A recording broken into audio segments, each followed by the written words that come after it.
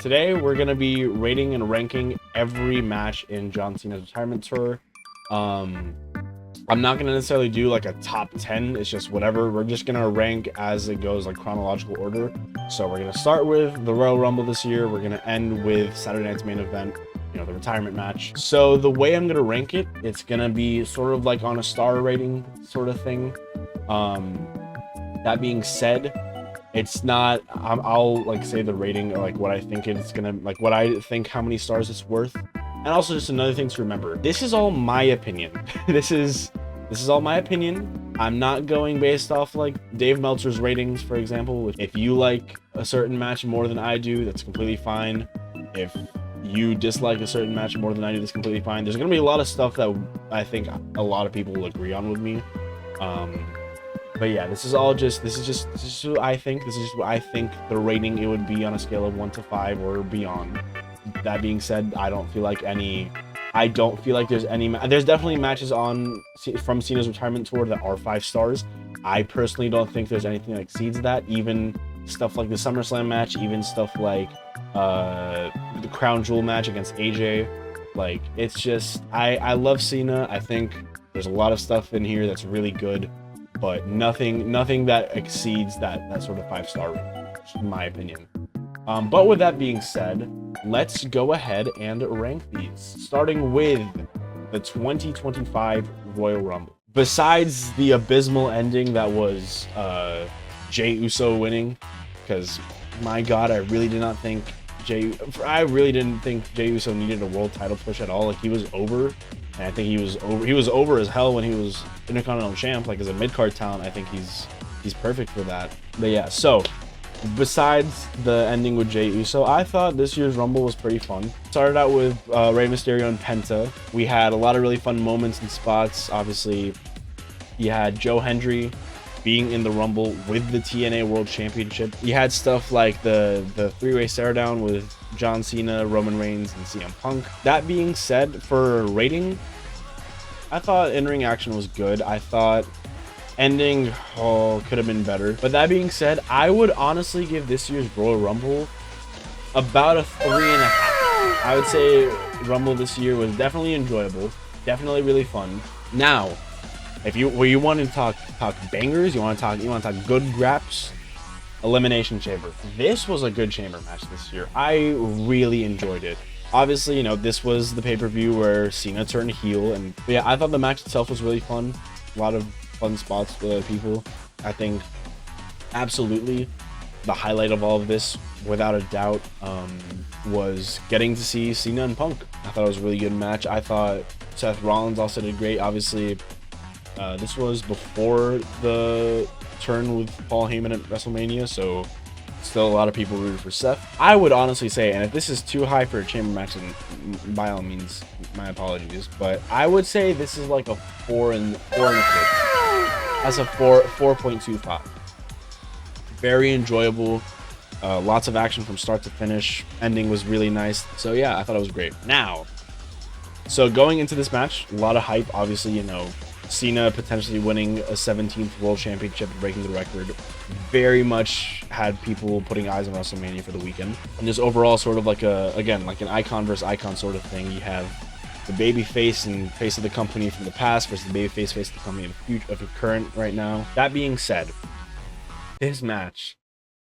Oh, this match. Now, to give it some credit, and I know some people dog on this match for this very thing, but I'm actually going to praise it for it. A big thing that people sort of hate about this match is that Cena works very slow and very methodical and very robotic almost, and just isn't as fast as we will see in other matches. I actually did not mind that. I actually kind of enjoyed it, and here is why. This was Cena's first match as a heel in this run, so it's obviously Cena has to like refigure how he's gonna play into the audience, how he's gonna wrestle as a whole, right? And I think Cena working slow and methodical and not giving the crowd what they want, and even I think for a 5-knuckle shuffle at WrestleMania 41, instead of like looking down at his opponent and looking down at Cody, he like looked at the entire audience as if like they can't see him. Honestly, the way Cena wrestled really fit that sort of heel Cena of like the whole gimmick and character of heel Cena in this run was just, I'm not gonna do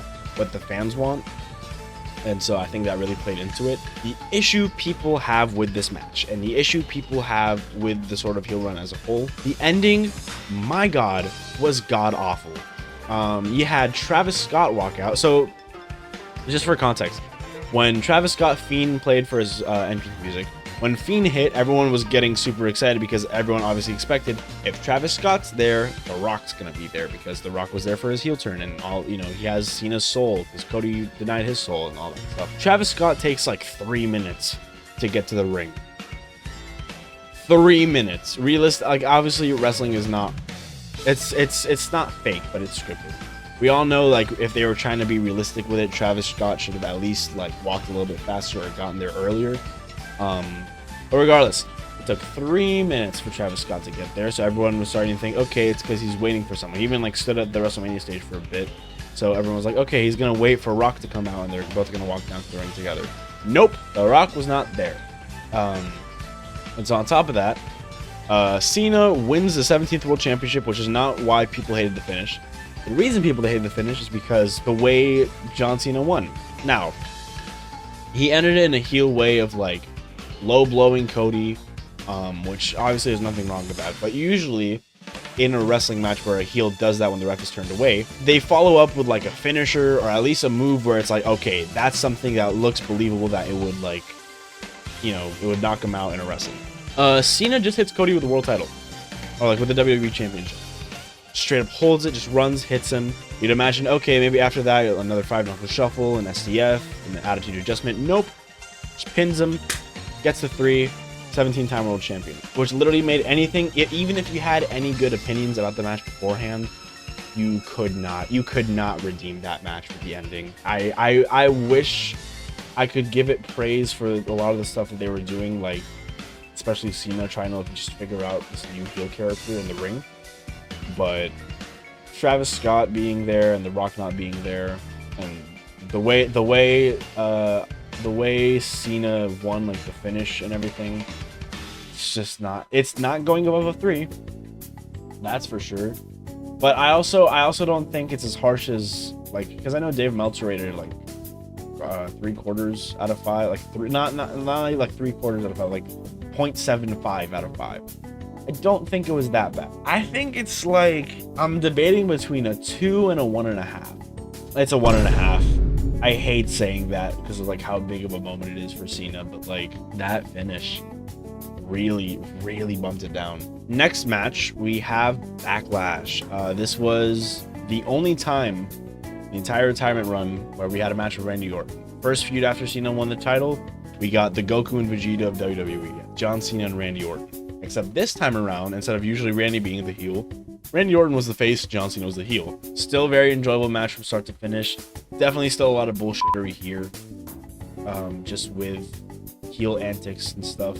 But at least it was a lot more enjoyable. Backlash is either a 3 3/4, or it's a 3 or 3 3/4.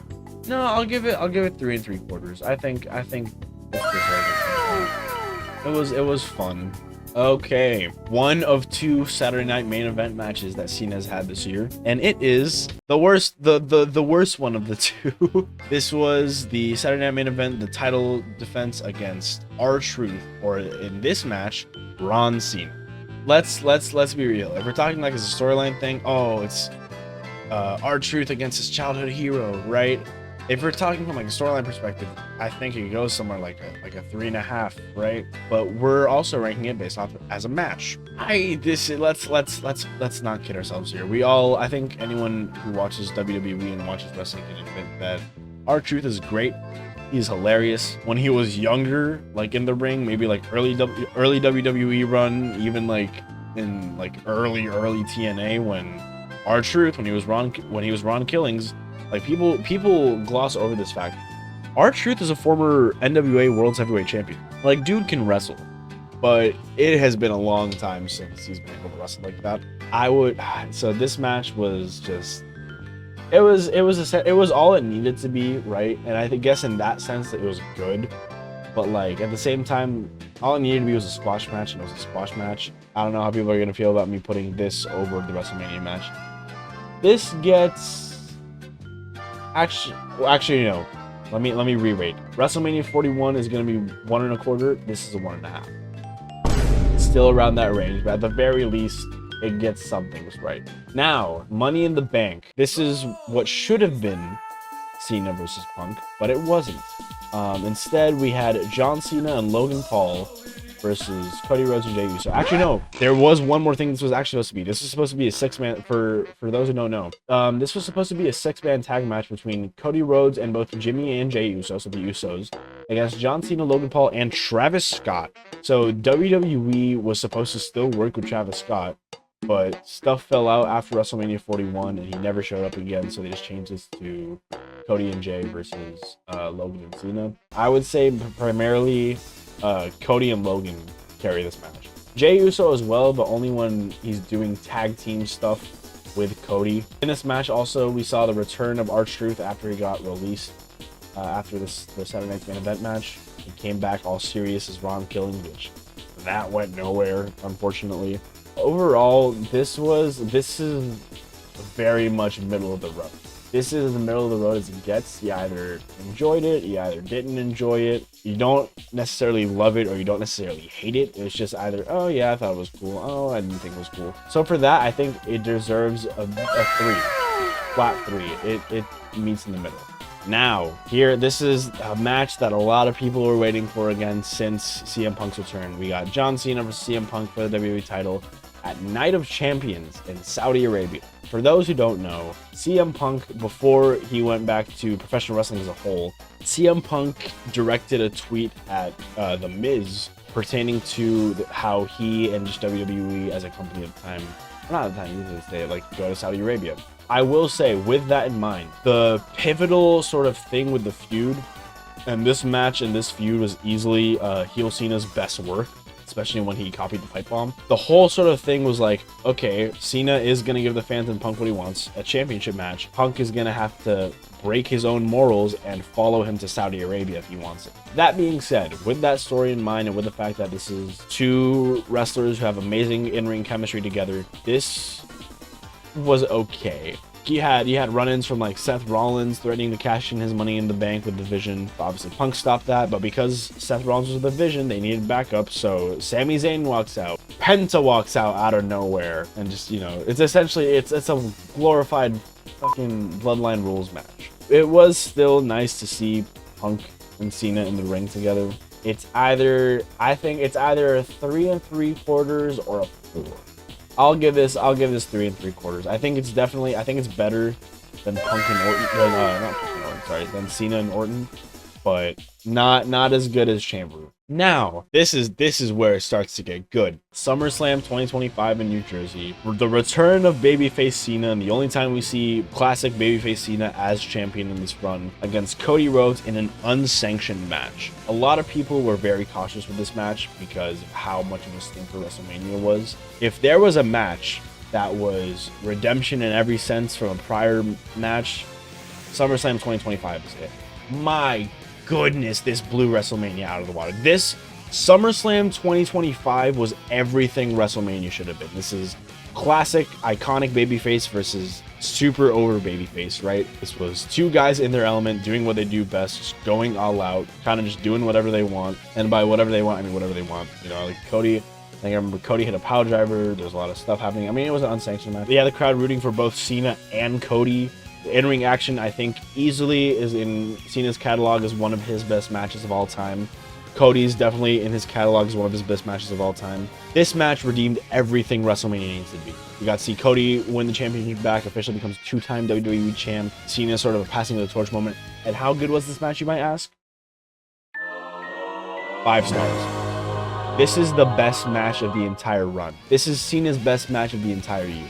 Cena was absolutely incredible in this. Cody was absolutely incredible in this. This was everything you would need from these two.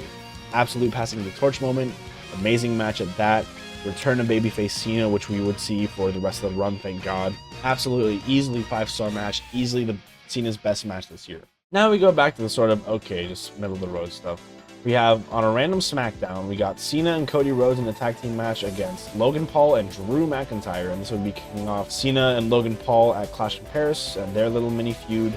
And then what's going on still to this day at the time we're recording, Cody and Drew McIntyre. This was a very middle of the road match. So I'm gonna give this a 3 1/4, 3.25. This was definitely still very enjoyable.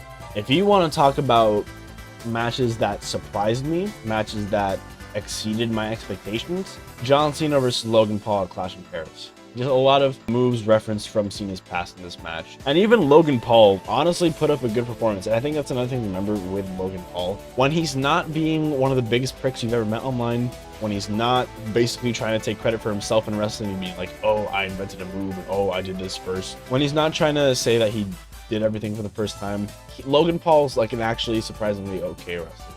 Or not even okay, like he's pretty decent. For somebody who went from being an influencer to boxing to pro wrestling, kudos to him, right? This match, I'm not surprising people here. This is a 4 1/4. This honestly is a 4 1/4.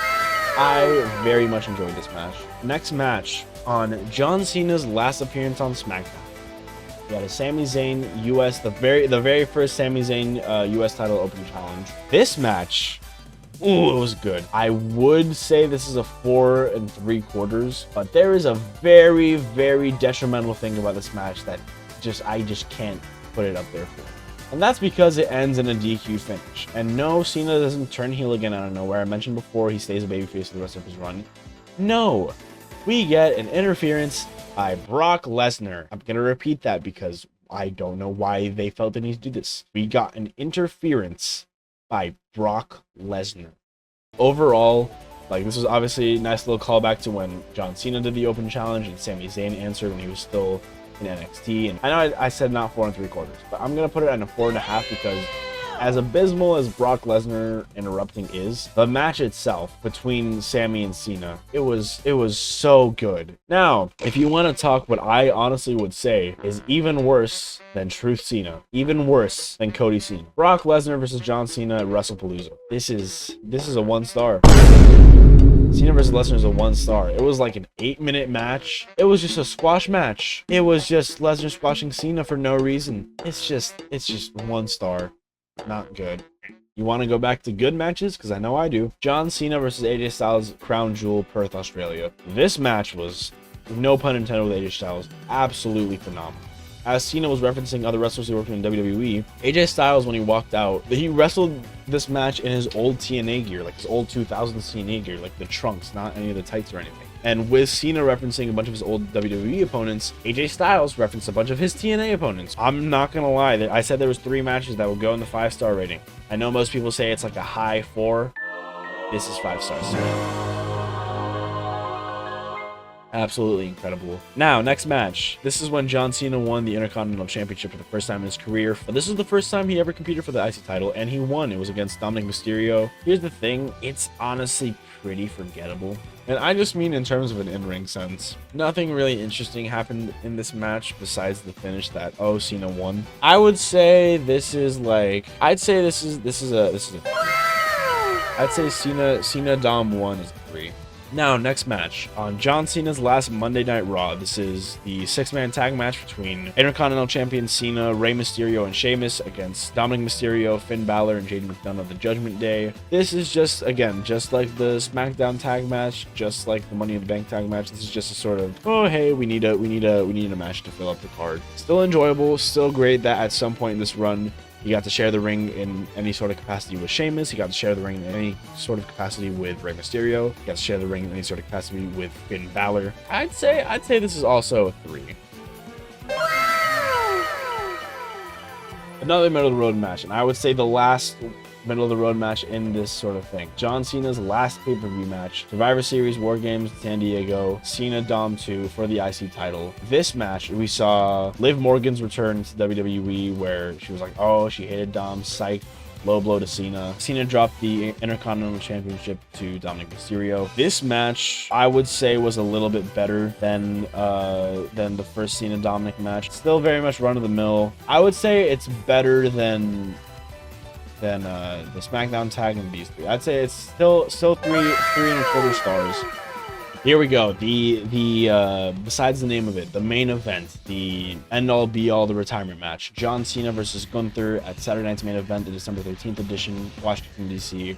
Cena's final match. Obviously, a lot of people are very still undecided as to how the finish was, with Gunther making Cena tap out for the first time in 20 something years. This match, I think even with the finish of Cena not necessarily giving up, but more so letting go, because he did smile as Gunther was making the tap out, I really enjoyed it. I thought Cena and Gunther had amazing in-ring chemistry. I thought just hearing the crowd constantly chanting for Cena and not even once for Gunther, or even saying like Cena sucks at all, I really enjoyed this match.